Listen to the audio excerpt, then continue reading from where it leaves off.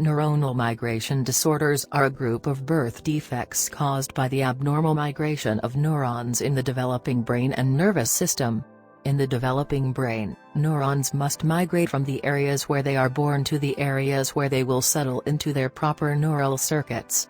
Neuronal migration, which occurs as early as the second month of gestation, is controlled by a complex assortment of chemical guides and signals.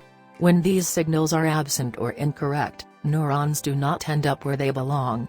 This can result in structurally abnormal or missing areas of the brain in the cerebral hemispheres, cerebellum, brainstem, or hippocampus.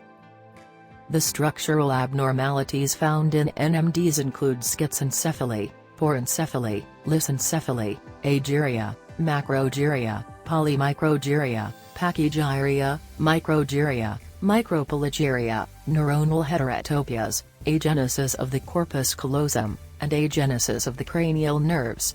Symptoms vary according to the abnormality, but often feature poor muscle tone and motor function, seizures, developmental delays, impaired cognitive development, failure to grow and thrive, difficulties with feeding, swelling in the extremities, and a smaller than normal head.